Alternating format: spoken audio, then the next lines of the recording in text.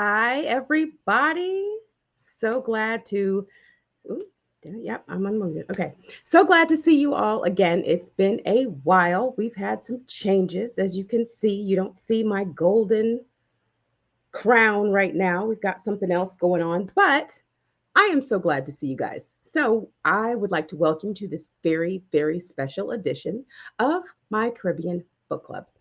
Today, you're going to love this because it's something that we talk about all the time, like all the time. We don't necessarily have a name for it, but it's something that we talk about all the time.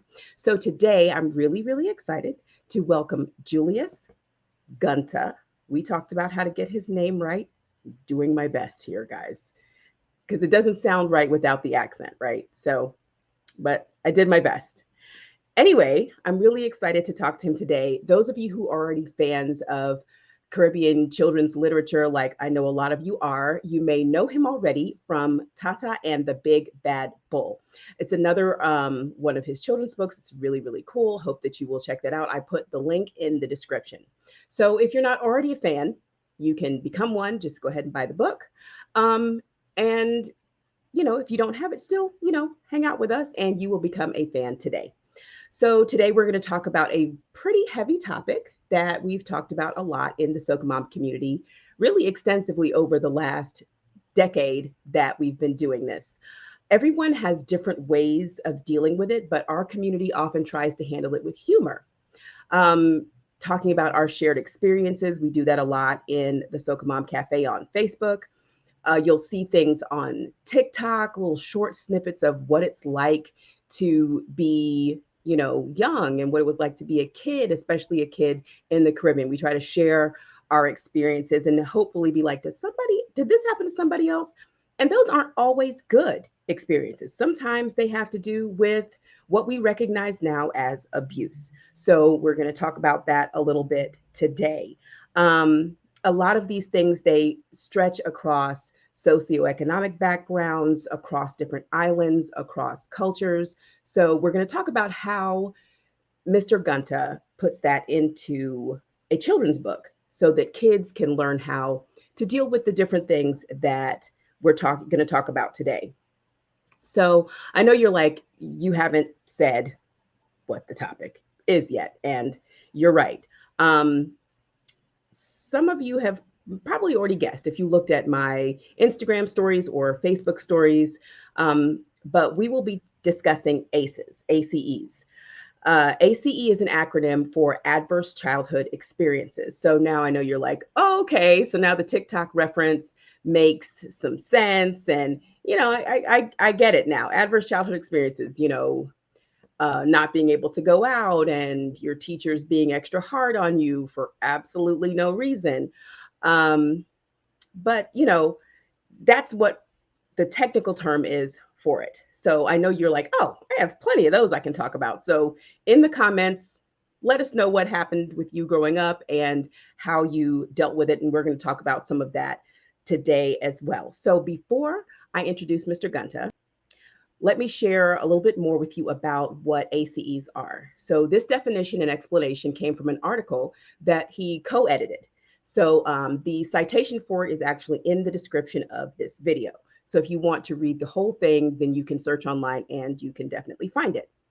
So ACEs or ACEs refer to intense sources of stress that many children experience, including poverty, physical, emotional, or sexual abuse, neglect, community violence, and classism. A person's ACE score or ACE score is simply a tally of his or her exposure to each adversity.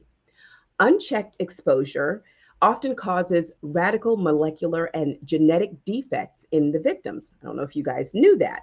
I know some people talk about like imprinting traumatic experiences. So that's what we're talking about a little bit today.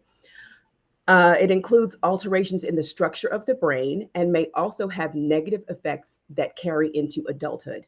These impairments force abused children to focus their brain resources on survival and threat avoidance to the detriments of the parts of the brain that are usually involved in productive activities such as language development and active learning.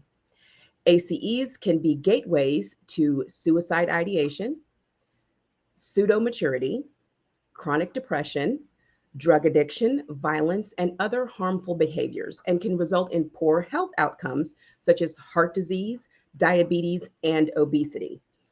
According to UNICEF, 8 out of every 10 Jamaican children are subjected to violent discipline at some point. Now, believe it or not, I know some of us have seen this actually on YouTube or on Instagram stories. Like we actually visualize people abusing their children this way. So it's not like we've never seen it or that this is shocking, but I've got some more statistics for you. So 8 out of 10 Jamaican children are subjected to violent discipline at some point. From 2007 to 2015, over 70,000 reports of child maltreatment were made to Jamaica's National Children's Registry. And during this time, more than 750 children were killed. Despite these high numbers, only 1 in 10 adults actually report that abuse. Now, I know you are curious about how this can be dealt with in a children's book. There's a lot of heavy things that happen that we talk about in children's books. But I know you're like, how on earth are we going to tackle this in a children's book? So that brings me to today's guest, Mr. Juleus Ghunta. And I'm going to read you his bio really quick. I feel like this is the short version. He has done pretty much everything, but we're going to go through the short version today. Juleus Ghunta is a Chevening scholar. Now, I'm not sure if I'm saying that right. I should have asked him before I started, but it's also in the description. So if I didn't say it right, you all can look it up. He's a children's writer, a member of Jamaica's National Task Force on Character Education, and an advocate for the Caribbean's Adverse Childhood Experiences movement. He holds a BA in media from the University of the West Indies and an MA in peace and conflict studies from the University of Bradford in the UK. His work explores the links between toxic stress and academic underachievement and the varied effects of false positivity and emotional invalidation on the choices and hopes of survivors of complex trauma. That was a mouthful. But again, if you didn't catch what I said, everything is in the description. His poems and essays on ACEs have appeared in more than 30 journals across 16 countries. His picture book, Tata and the Big Bad Bull, was published by Caribbean Reads. Carol, we love you. Hello. I know you're out there watching. You're here watching. And he's the co-editor of the December 2019 and March 2020 issues of Interviewing the Caribbean from UE Press, and which focused on children's literature and ACEs in the Caribbean. He is the co-editor of a special issue of Magazine on ACEs and storytelling.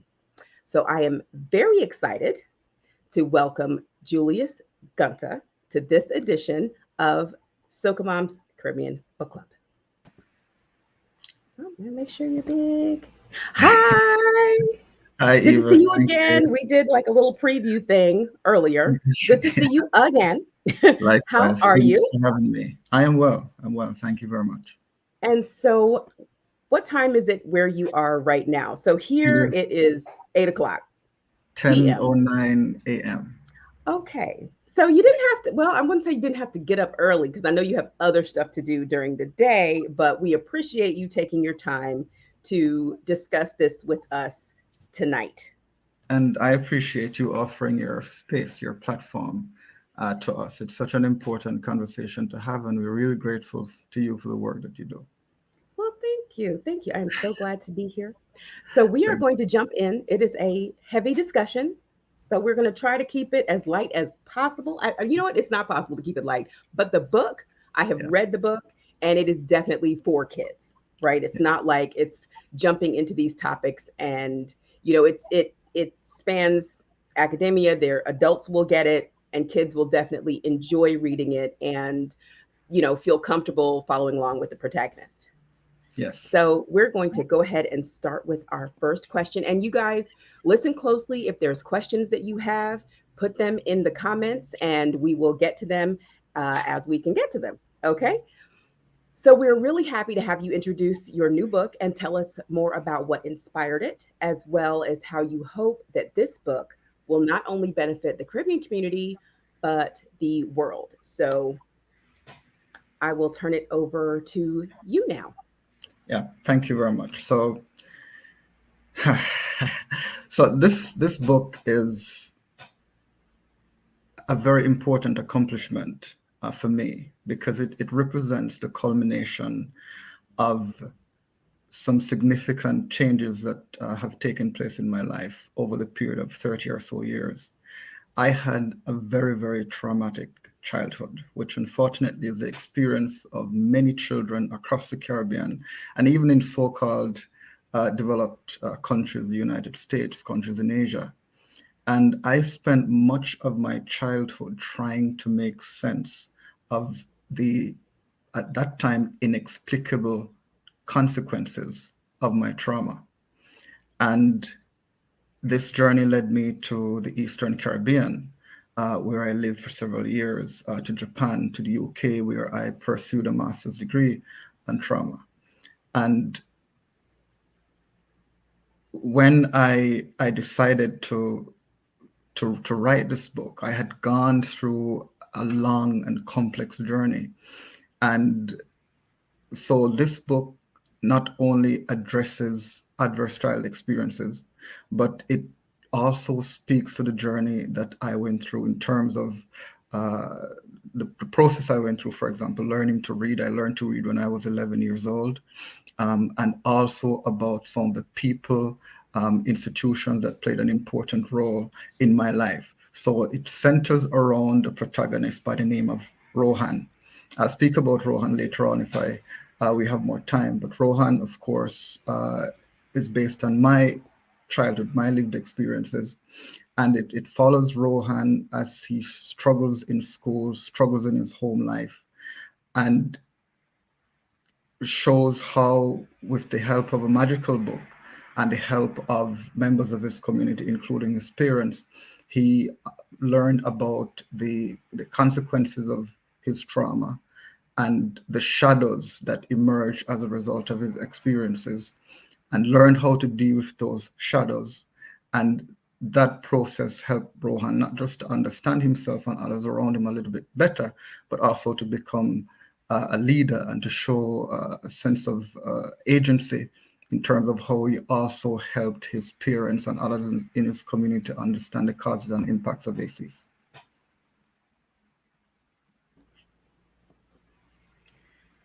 Understood. So you have a lot of experience just personally around this topic.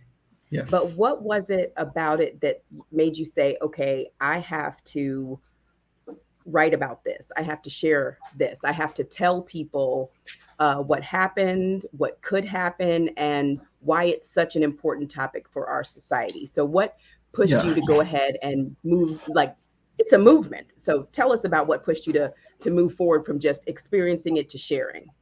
Right. So I learned to read when I was 11 years old.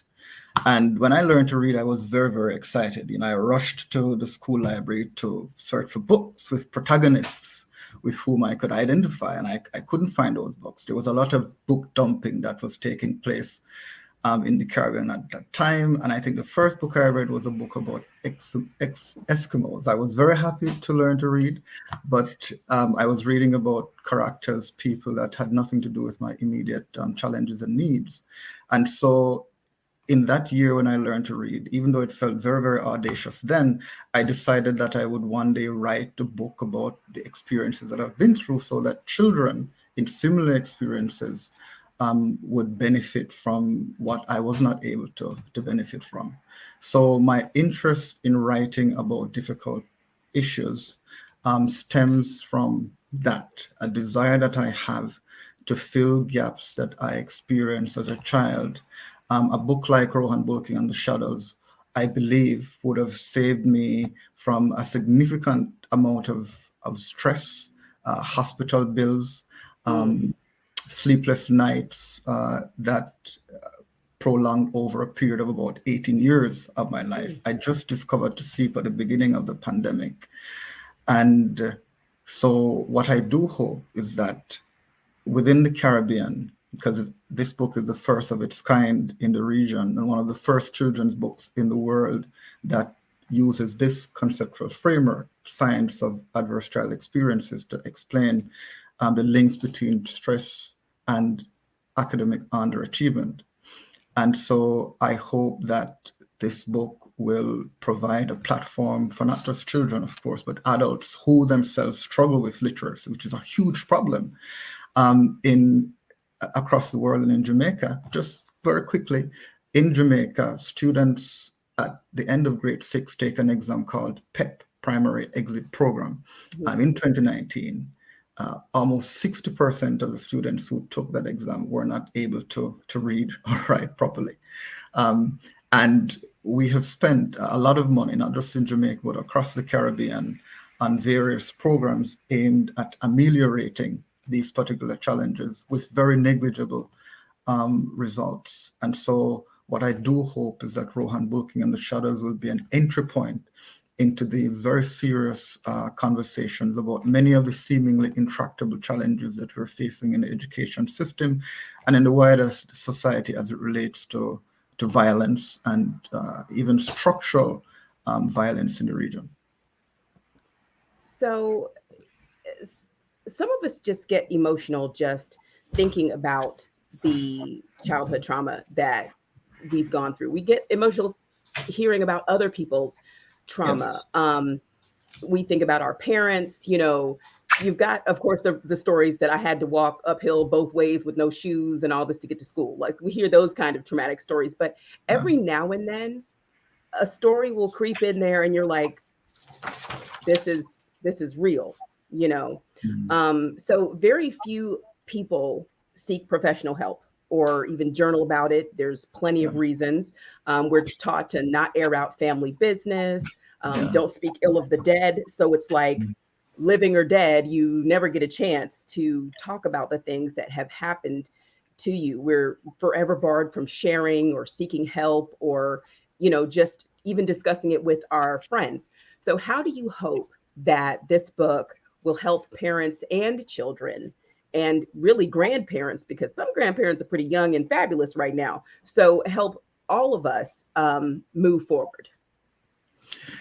I think that one of the great achievements of this book, and this is really difficult for us to do, is that the book is done in such a way that anyone, whether you're a survivor of adverse child experience or a perpetrator of ACEs, anyone can enter this book and feel a sense of safety, feel as though he or she is represented in the story, regardless of that person's background and experience.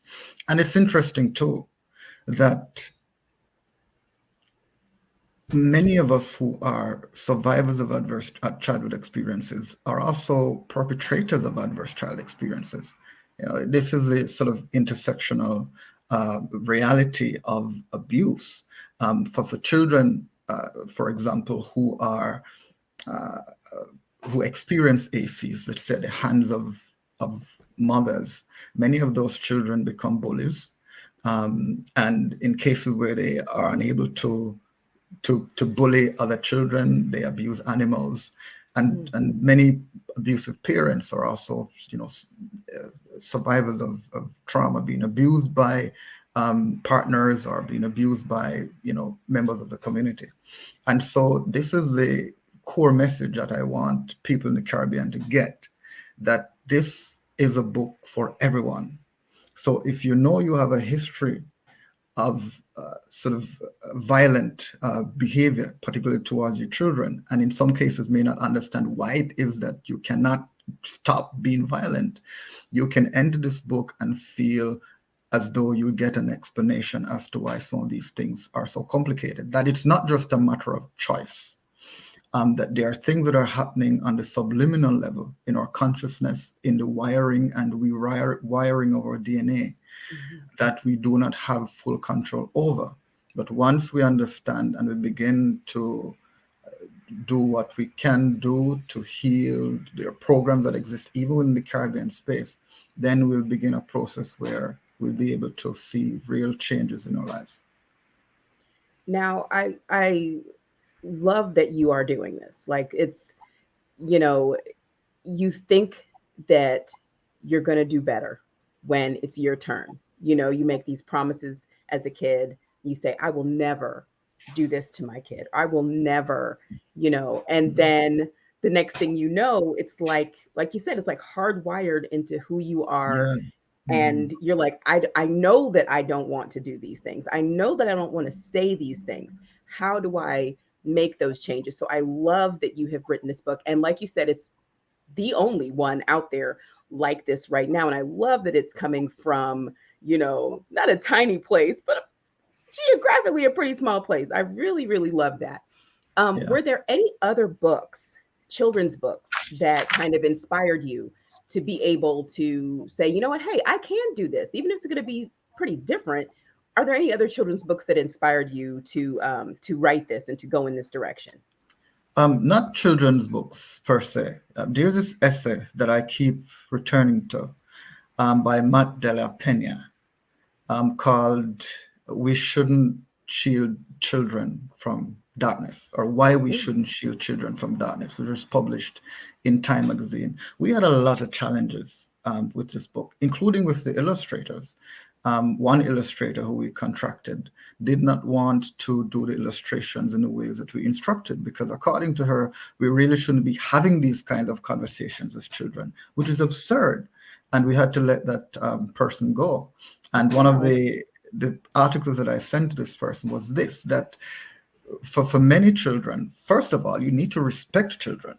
Yes. Children are incredibly resilient. And many of us who are now adults and functional adults went through these traumatic experiences. Why would you have a resource that can help to make their childhood experiences more palatable and not engage them in that conversation? So Mm, I kept going back to that essay. I found a book as well by the late Desmond Tutu about mm, his experiences of racism in South Africa.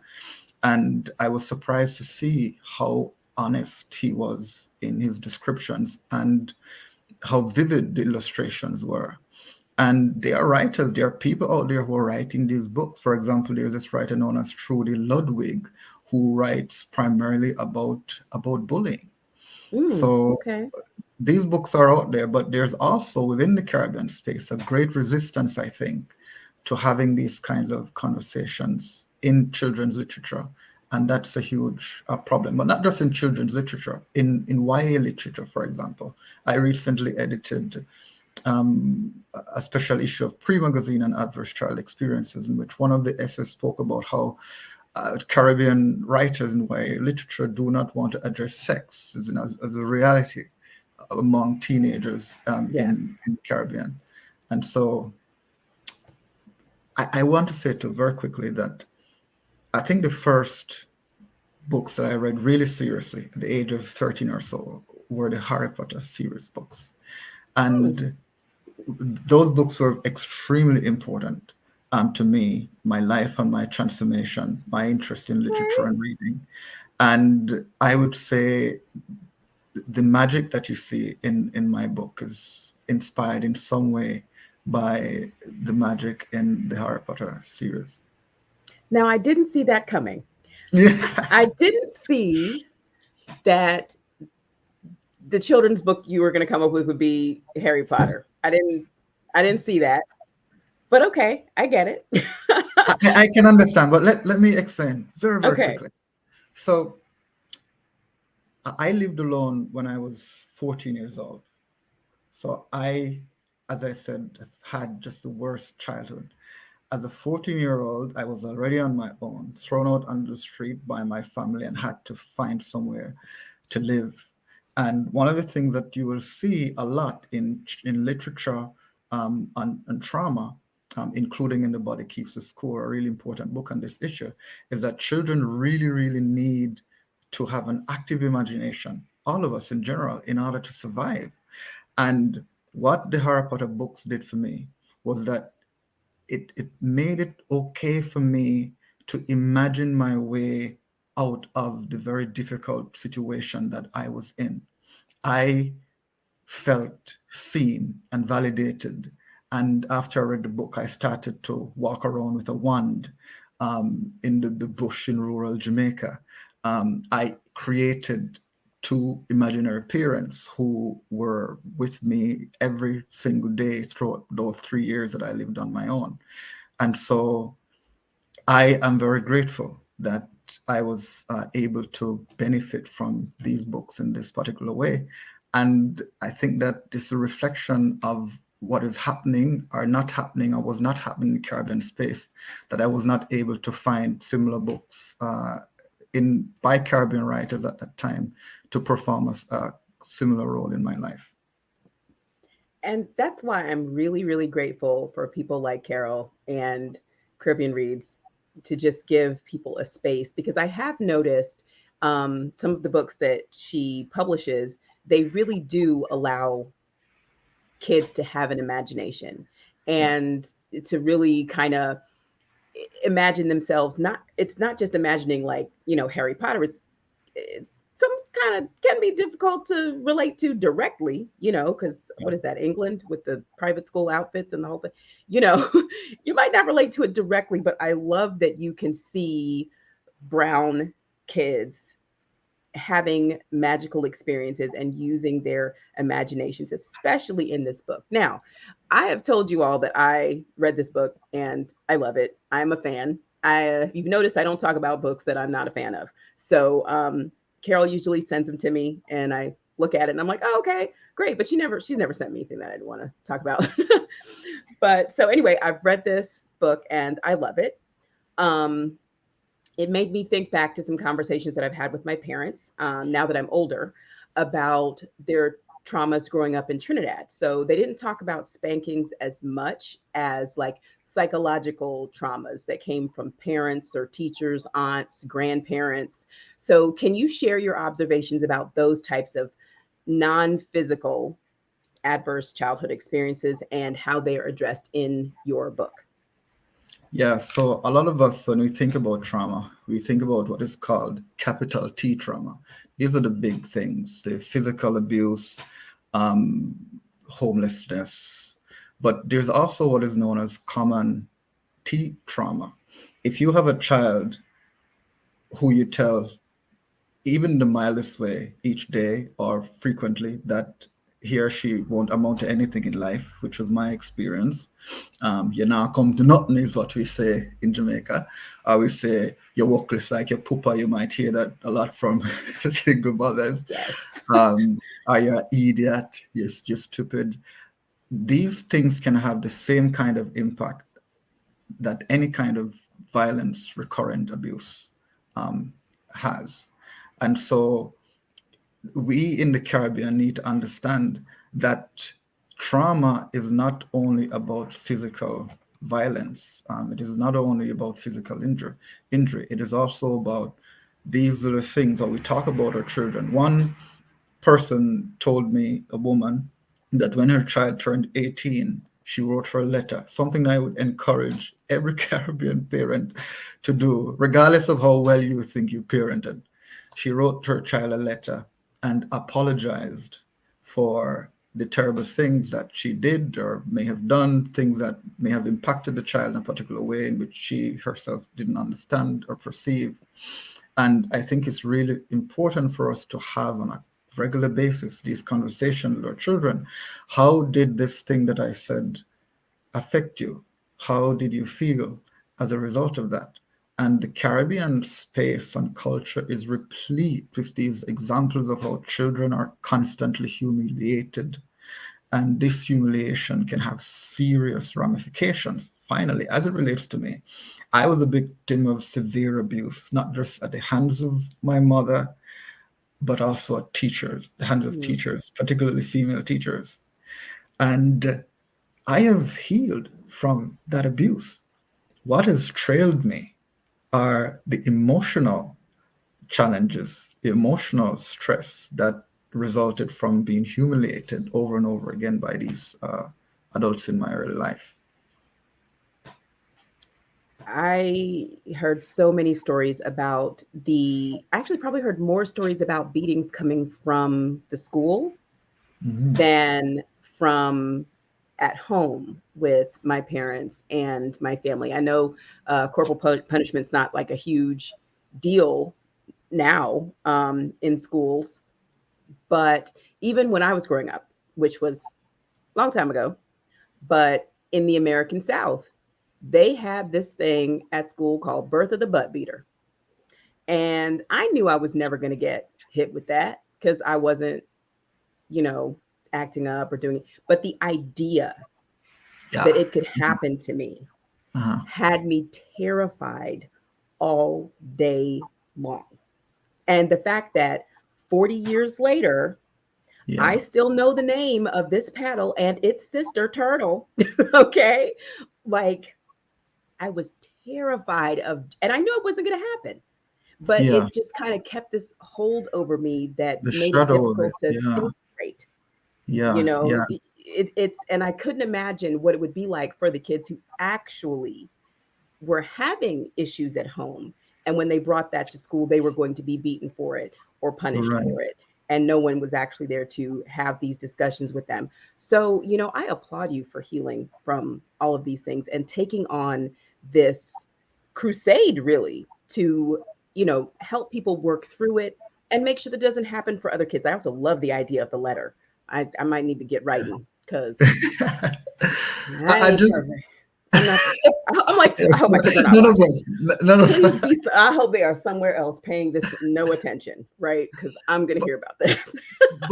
I'd love to say this too very quickly that vicarious trauma or secondary trauma is a thing. So for many children, you may not be physically abused in your home, but witnessing the abuse can have Mm, the same kind of impact. A lot of teachers experience what is known as compassion fatigue mm, because after witnessing over a period of years or months, whatever the case may be, the poor behavior or listening to the stories of traumatized children, you too can begin to feel as though these things happen to you in terms of how your body responses to stress.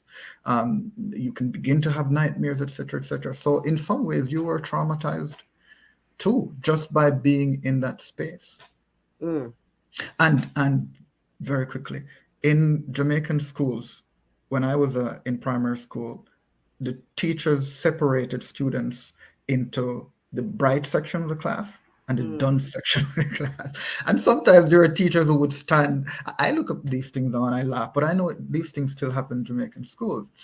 Sometimes the teachers would stand beside us and talk about our dunceness as though we were not there. And because of my struggles with literacy, I was always in the dunce section. And mm. these things haunted me for many, many years. And I have seen in the terms of the life outcomes of many of my peers who have not made it. And by that I mean did not make it alive to Mm. 25. And some who are alive are living really terrible lives because children are affected by these things. I was just watching an American show, Abbott Elementary, and they had an episode about, you know, separating the kids out into the gifted kids Mhm. versus, you know, and the it really does have an impact Yeah. on how you feel. Yes. And, you know, just for some kids, the idea of being in a regular class is like, that's that's too Hmm. much. And especially Right. if you have a kid who is intelligent in a different way. Yeah. You know, Yeah. not all kids test well. Not all kids read out loud well. They might be Yes. voracious readers at home, but when it's Yes. time to speak, there's other reasons why they don't feel comfortable reading out loud. You Yeah. know, so it really does make a difference when you speak over children like Yeah. that and just kind of categorize them like that. Um, so I'm going to backtrack just a little bit.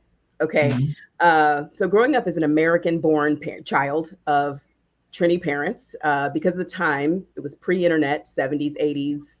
You know, it's pre internet, pre Kindle, no ebooks. The books on our shelves were by American authors and they were about American children and their very American experiences. They were written in a style of language that I didn't hear at home.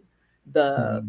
food they described was not my food. The breakfast didn't look like my breakfast. And their conversations with their parents were very free and open and sometimes slightly disrespectful sounding to me. So I knew that I couldn't bring that sort of Americanness into the reality of what my home was. So, how do you write for Caribbean children, or children raised by Caribbean parents in such a way that they can still stretch their imagination? You know, they can give that Harry Potter, do their thing. So they're stretching, but they're also relevant to their culture and upbringing. So they're not coming home, talking crazy or anything like that. How do you write for Caribbean children that way? I think that I don't know. I've thought very, very deeply about the books that I wanted to read as a child. And this is what I'm doing. I'm writing the books that I wanted to read as a child. So these books are for me. I am the first reader. I'm writing for myself first. And this is a question that you hear a lot from publishers and others. What is the age group? Who you're writing for? I don't want to have those constraints because I know that there are many children out there who will read these books and appreciate these books because they have got similar experiences like the ones I had. And so I am very open, I think, to trying new ways and challenging ways to present complex information to children. And every time I take on a project such as this, I ask myself this question: is this a book that I would have loved to read when I was a child? And I think because I am grounded in this way, that I am not trying necessarily to fit in any pre-existing structures in terms of what is considered children's literature. I receive so many rejections because I am sort of firm in my approach. Because of this approach, I think that I am able to produce these works that when they do work, they manage to accomplish the difficult task of raising awareness of a very important, crucial issue, but also are fun and exciting for children to read, so that everyone, whether or not you're a child who went through that particular experience, you'll be able to read the book and get something from it. That's that sounds good to me. You said I'm writing what I want to write, whether you like it or not. I like that. I like Mm. that. That's how you get the job done. I love it. So we're going to shift a little bit. Yes. Um, when I first started SocaMom.com, that was what, 2011. I created a lot of worksheets to help Caribbean American children like my own learn about food and language and culture and their heroes. And one of my most downloaded and shared activity pages was about Marcus Garvey. So Yes. I might age myself a little bit, but it's fine. I always considered him one of the first, even before Damon John, to do for us, by us. Y'all know FUBU, to do Yeah. that and turn it into like a business. So, just so that you guys know, Marcus Garvey is one of my favorite historical figures. He can be controversial, said some wild stuff, but I stand by. I'm gonna stick beside him. I'm gonna Mm. stand by. So, how was your work influenced by Marcus Garvey? Well, this particular book is actually told around an essay by Marcus Garvey called "How to Read." In fact, one of the protagonists in this story, an anthropomorphic book, bears the title "How to Read." How to Read is a book that helps Rohan along this complicated and interesting and magical journey that he goes on to understand the experiences and to learn how to read. I actually began this process by I contacted Dr. Julius Garvey, Marcus Garvey's son. I wanted to turn Marcus Garvey's essay, How to Read, which is available for anyone to read online, into a picture book. So it was supposed to be just that, How to Read turned into a picture book, a series of basic instructions presented pretty much verbatim for children. And then, because at the time I was in the UK and studying trauma, um, over time, this book morphed into something a bit more complex. Marcus Garvey has been an immense figure in my life. I remember when I purchased a copy of The Philosophy and Opinions of Marcus Garvey while I was studying at the University of West Indies. I was shocked by the intelligence of this man, but not just his intelligence, but his range, the range of issues that he covered. And later on, after he died, the people and institutions that he influenced and impacted. I think that much more needs to be done in the Caribbean. In Jamaica, there has been resistance in the education system, even at the university level. I could not find a course on Marcus Garvey. There was one course in history on Caribbean nation builders, and Marcus Garvey was not on the course. Everyone else, Eric Williams, various Jamaican political leaders, but he was not there. And I remember launching a protest in that course to get Marcus Garvey on there. And so I hope that this book, along with other projects that are being done now, will keep Marcus Garvey's memory alive, because so much of what he said is still relevant to much of the work that we need to do as Black people in the Caribbean and diaspora today. Listen, he kept it much more real than many of us would feel comfortable with today. Yeah. It's like when you look at it, you're like, this was what? This was when? Because it feels very, very relevant right now. You know, yes. The language might be a little old, but the concept is quite relevant for now. So thank you so much for sharing that with us. And hopefully people who have not gotten into his writings yet, go ahead and jump in. It's available online. It's out of copyright. So like you said, you could find it pretty much anywhere. So there's been a lot of praise for Rohan Bullkin. Let me make sure I did say that right? I did. Okay. I'm having a day.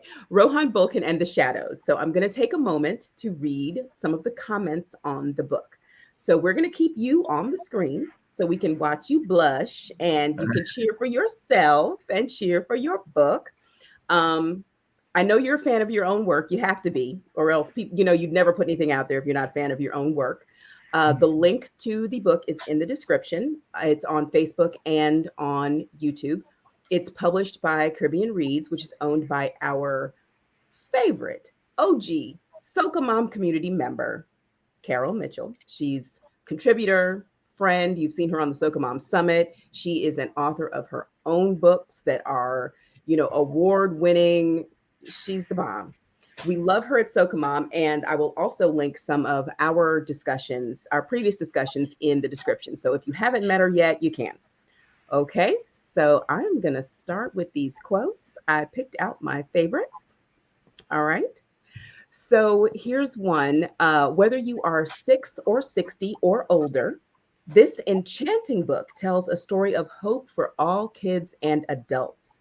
It will help them understand why childhoods can be difficult and how, with the help of caring people, to heal. That's from Jane Stevens, founder of PACE's Connection, PACE. I'm assuming that has something to do with ACEs, right? What does the P stand for? Positive Ooh. And adverse childhood experiences. I like it. So let's see. The next one we have Rohan Bullkin and the Shadows demystifies the emotional turmoil and anguish many children endure but are unable to describe. An empowering story and a remarkable accomplishment. That is from Benjamin Perks. He's an international campaigner for ACEs. He's an ACE awareness, and he's a senior advisor at UNICEF headquarters. So these are some pretty big deal people who love this book. Okay. All right. It is fabulous. It is wonderful. Okay. So this next one, I absolutely agree with. Rohan Bullkin and the Shadows is informative, well-written, and beautifully illustrated. We had some comments about the illustrations, and so clearly you chose right when you picked somebody else. This book should be required reading. We love having a little tea on Soca Mom. We love it. This book should be required reading in all schools. Now, that is a big thing to say. I love that. That's from Michael Abrams, MD. He's an obstetrician and columnist. All right. Are you blushing over there? Are you like, oh my gosh? Or are you just, you're used to No, it now? not You're really. used to it. A little bit, maybe. You love it. Okay. So let's see. Rohan Bullkin and the Shadows is an extremely valuable resource for children, parents, and all professionals who work with children. The content is easy to understand and is relevant across different countries and cultures. I highly recommend this book. And this is from Adriana Van Altvorst. She's not on here, but girl, if I got it wrong, I am sorry. She is the community manager of New Zealand's Paces Connections. Um, and I absolutely agree with these. These are spot on. We only have a couple more you got to sit through. We're still clapping for you. Get your flowers. Let's see. Reading is a great tool for regulating emotions. That's absolutely true. Um, Elle mentioned that. She was in the comments. We love Elle too. She is a contributor and a Soka Mom OG. But she said that, reading helped her escape as well. Reading is a great tool for regulating emotions. It helps us blaze new trails through our jungle of neurons instead of just repeating old trails. Oh, I love that. Rohan Bullkin and the Shadows can help every child access the benefits of learning. That's from Loretta Bruning, PhD, author of Habits of a Healthy Brain. Ooh, okay, so last one.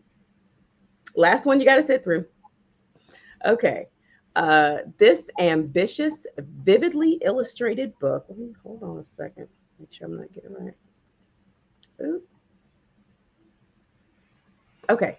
In Rohan Bullkin and the Shadows, Juleus Ghunta has created a lifeline for children who live with trauma and stress. Now, this is the part you see. This ambitious, vividly illustrated book is an imaginative intervention into the universal quest for literacy, knowledge, and healing. I think that is a perfect one for us to end our praise for the book on. And that is from Annie Paul. She's the editor in chief of Pre Magazine. So I don't know about you, but I have a very hard time getting praise from people. Like people in the comments were like, girl, you look so cute. And I'm like, oh my gosh, knowing that I've worked real hard to get this face on. But anyway, I have a really hard time sometimes accepting praise. And I don't know how many other people are like that. But my kids and my husband think that I am insane when it comes to that. But even updating a resume makes me cringe. Um, they swear that something in my childhood probably makes me that way. So I'm still unpacking that with the therapist. But after reading Rohan Bullkin and the Shadows, I know that a lot more praise is coming your way. So, how does it make you feel to know that your book has had such an impact on those who have read it, me included? And how do you handle taking those compliments? Does it move you towards like saying, oh, I got to do a sequel? I got to, I got to get more of this content out there. Um, what does it do to you, and what does it motivate you to do? Thank you. I think when time came for me to send the book to potential endorsers, I was quite nervous because of how difficult it was to get to that point. The book took more than 4 years, I believe. Mm, And I was quite surprised. One of the first endorsements we received was from Esther Phillips, poet laureate of Barbados, which came within 2 or 3 hours or so after we sent the book out. And I was just incredibly grateful and surprised that these people did not just review the book or endorse the book, but they took the time to engage me in exchanges, sometimes over a period of days, because they really, really liked the work. I felt very encouraged. But to be honest to you, I was looking forward even more so to reviews from the wider public, because this was before the book was actually published. Reviews on Goodreads, on Amazon, reviews in journals, and that has not happened. That has mm, not happened. And one of the reasons for this is because many children's journals do not want to engage with this book and this topic, which is shocking. Well, not really, but very, very disappointing, because obviously this is a conversation that we need to have. And if we really care about children, we did the best we could, I think, to make this Yes. book palatable for children. If you really care about children, if you really, really want to help those who are particularly unseen and invisible, which is a vast majority of children, I would say, well, a significant number of children in the Caribbean, for example, we need to open up these spaces. I have had greater reception outside of the Caribbean, much greater than within my own space. In terms of writing new books, yes, I have new ideas, though I am struggling to write. I find writing very challenging, very difficult. But I do have new ideas. One of the things that I really do hope will happen with this book is that it will sell. That hasn't happened yet. And it's very encouraging for me, having put so much effort, resources into a project of this nature, for people to support us so that I'll be able to get the resources that I need to continue to tell these stories. But finally, the outlines that I have for the next picture books, one a series about homelessness, Mm. ridiculous. I think the concepts are ridiculous, ridiculous in a Caribbean way. Yes, Um, yes. Much more than anything that I have done, and I'm really excited to begin writing those stories. And you know what? I feel like um, it could be one of the things is that people don't like to look at themselves, adults Yeah, don't like to think, I was the perpetrator of this. And now my child is going to understand, yeah, and maybe blame me or look at me in a way that I don't like. And teachers may feel the same way, yeah, right? yeah. So it takes an amount of courage to go ahead and get books for your kids that might convict you a little bit. They might, Right. make you feel some kind of way. But the good thing about that is you end up being the parent that writes the letter. We had a comment saying, it's so important to model taking responsibility and to offer an opening for healing. Yeah, Writing a letter is a great idea. So hopefully, after people watch this, they'll understand it's okay to say, I made a mistake. I'm yeah, sorry, and I can do better. And when it's your turn, I hope that you'll do better. So I think these conversations are really, really important to have. And I need y'all to go ahead and buy this book so he can write the one about homelessness because I'm like, I mean, the number of children who are going to school and they do their homework in a car or in a shelter or on the streets is startling. It is startling. So these are books that they need in their school libraries, guys. So please support this. Please, please support this. It's really, really important to to talk about this. I don't think enough people are doing it. So this has been a wonderful discussion.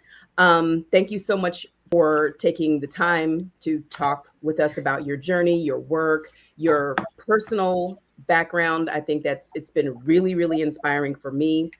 Um, Before we go, can you read a bit for us from your absolute favorite part of the book?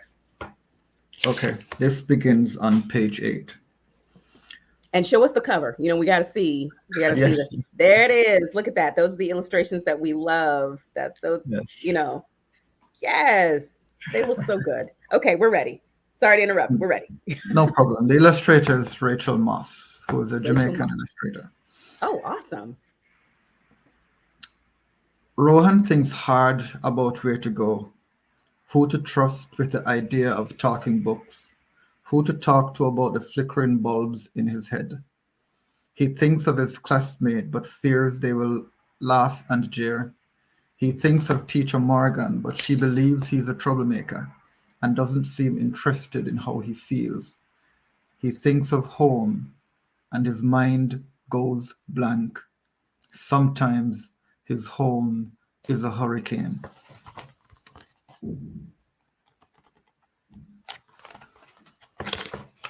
That night, like many nights, Rohan has a nightmare. The shadows pull him into a deep, dark hole. He cries out, but no one hears him. Rohan wakes up thinking of the talking book. I could use a friend, he mutters. He takes a deep breath and rushes to the library. I know what the shadows do to you, How to Read says. Let me help you discover what they are. Rohan stares at the talking book. How, how will you do this? He asks.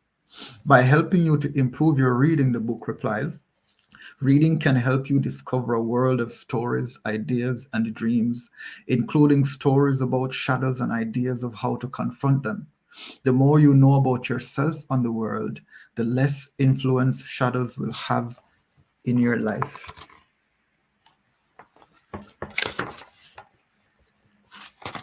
Are all books magical like you? Rohan asks. Most books are magical.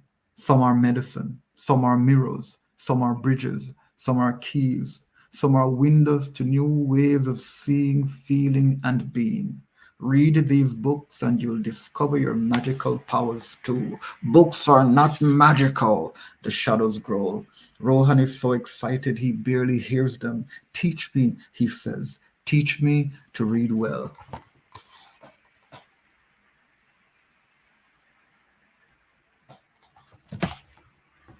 Thank you.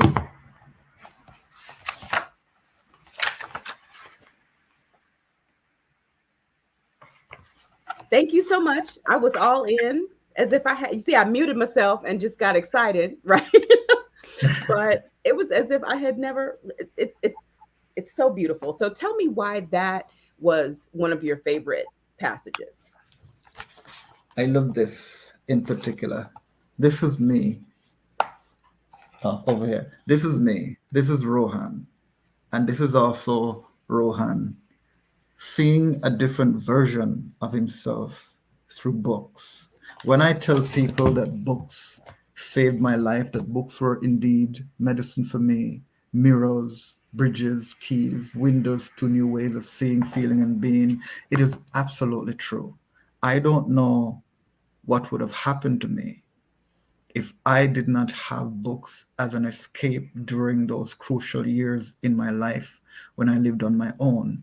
But not only books, but of course, the education and the literacy.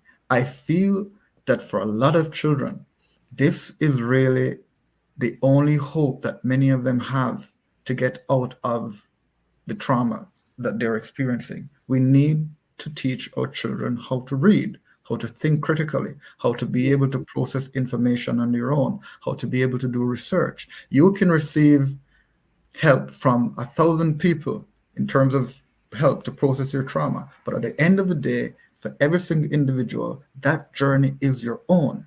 You have to devise a plan within yourself when you're alone in your house and you're faced with the ramifications of what you've been through. You have to find a way to get through them by yourself. And this is what Mhm. books have done for me. And this is why I write more than anything else, so that children will be able to see new versions of themselves, to imagine the impossible and the improbable, because they see these realities in literature that reflects their experiences. I love that. I love that. Thank you so much. You you've shared so much with us today. Thank you so so much. So what's next for you? What are you publishing and where can we watch, read or listen to more upcoming videos? You guys, you can Google him and all of his stuff comes up, but we want to know the tea on what's coming up. What's new and next. Well, I'd like to first of all encourage people to get a copy of my first book, also published by Carabin Reads and illustrated by Anne Catherine Lowe, Tata and the Big Bad Bull. Fun read aloud loud story for children. I am working on a collection of poems, or what I hope will become a collection of poems on ACEs, an autobiographical collection.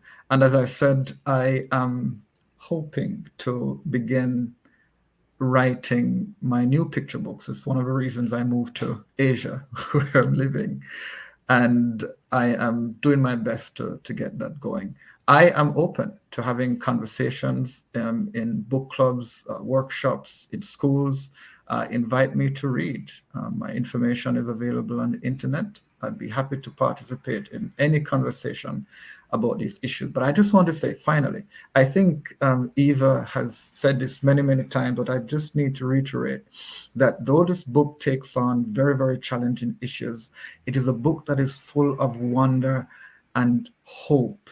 I Yes. think, and this is also not easy for me to say, but I think it's a good book. I think it's a great accomplishment that we all achieved. The press, myself, the illustrator, Dr. Uta Kelly, who helped with the editing. And so people do not need to fear opening this book and having this conversation. You can read this book without even thinking about trauma because it's Yes. also a book about breeding and just magic. So we really do hope that you will support the work that we're doing by buying the book and inviting us to your sessions to extend this conversation. I love that. And yes, you guys, it's not a scary book. Okay. It's not scary. It's not, gonna traumatize the kids. Kids aren't gonna like stay up at night. They're going to go to the library and get more books. Now, if you don't want that to happen, like the kids are just because I have one of those that will have you in the library pulling your eyebrows out because they're gonna be there for hours. But you guys, you there's Kindle now. You don't have to go anywhere. Okay. So encourage your kids to read and get this book. If you have reluctant readers, okay, the magical element of this book is awesome. All right. And it kind of gives them this, I'm not by myself in not necessarily being the kid who has all of the books in my lab waiting to read the next one. So it's a very, very encouraging read. It's a heavy topic for us adults, but kids, you know what they do. They go for the fun stuff. All right. Okay, so let's see. So what we will do, does anyone have any questions? I haven't seen any in the chat right now, but it looks like people have just been really, really engaged in the conversation. Like this is some of the most it's a heavy topic, but this is the most engaged I have seen people. People are moved. They're really, really moved by um by this discussion. So what I'm gonna do, because I have not talked about your other book at all, um, you gotta promise to come back and talk about your first book too. Is that something you think you want Yes, to do with us? of I mean, course. we're not a bad crowd. I would love to. I'll I ask would love Carol to. first, but we're not a bad crowd. Okay, so we do have a question here. Do you Huh. have a favorite illustration or book in the book or a favorite page? Well, I think I already showed you my favorite illustration. There are many great. I'll show you two. Okay. So I love this. I love this illustration so much, and Rachel was such a pleasure to work with. You can't see this, but I also w- included in the illustrations um, some sort of spot images for people to have conversations about deeper issues that are not covered in the book. For example, you will see a ship here, and on the ship there's transatlantic. That's an opportunity for teachers to speak about intergenerational trauma in the Caribbean, in the United States, wherever the case might be. And then another illustration that I love is this one. And right here is a picture of Dr. Nadine Burke Harris, who is one of the leaders in the Adverse Child Experiences movement. She's based in the United States. This is a picture of the late Toni Morrison, who we know was such an incredibly important writer, not just, of course, in African American literature, but global literature, and wrote much of her books on the experiences of children, including God Help the Child, which I believe was her last book. And I tried to make the illustrations as sort of diverse as possible. There's and India, so for children in Asian cultures, this for children from Indian cultures. And of course, this is what books can do, open us up to this world of wonders and trials and tribulations and triumphs. Yes, I think the illustrations are beautiful. Yes, thank you. So let's see. Um, so L says, I'm an adult, but I love when people read to me. Will you be doing an audiobook? Um, Carl Mitchell, publisher at Caravan Reads, will we be doing an audiobook? I feel like she heard that. It's like, well, we're on it right now. Like that's happening. Yeah, I think we'd love to do an audiobook, though I'm not sure I'll be the one who will read it. Look, we'll take two versions. We can get, I don't know. I don't know who would read it. I think you sound great. I was really into it when you were reading. So Okay. why not you? Why not you? So, oh, I think this is Carol. She says it's in the plans. All right, now here we go. Here we go. Awesome. Look, you get the new now next right here on Sober Appreciate Mom. that.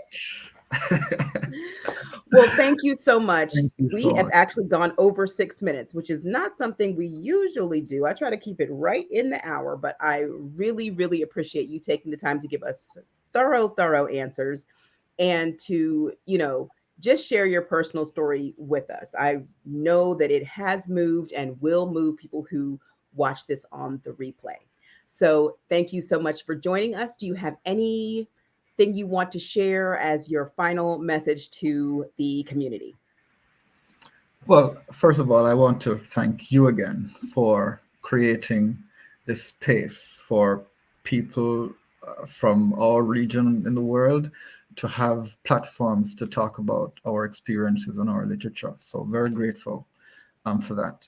Um, I also want to encourage people who are survivors or perpetrators or both of adverse child experiences to begin to have a conversation about this with themselves first, and to take the necessary steps to extend this conversation with members in your family, members of your community, and the wider society in general. This is one of the most important conversations. We have many of our most intractable challenges as it relates to health issues, NDCs in the Caribbean, violence across the region, uh, structural issues are connected to adverse child experiences and trauma, workplace absenteeism, underproductivity, you name it.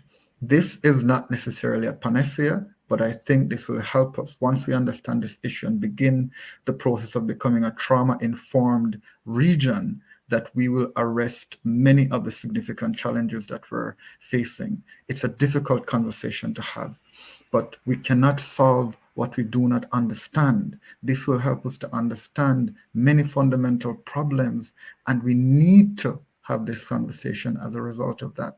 So I am looking forward to more invitations to speak, to converse, and hopefully people are encouraged to have this conversation with others, and let's make this happen. Let's make this happen. Thank you very much, Eva. And thank you for joining us. Thank you, everybody, for your comments and for sharing with us. And we appreciate you all. If you are watching the replay, feel free to go ahead and comment there as well. And the links to purchase are in the description for both of his books. All right. Thank you so much. And I will see you soon. Take care. Bye, Yes. everybody. Bye. Thank you. Bye.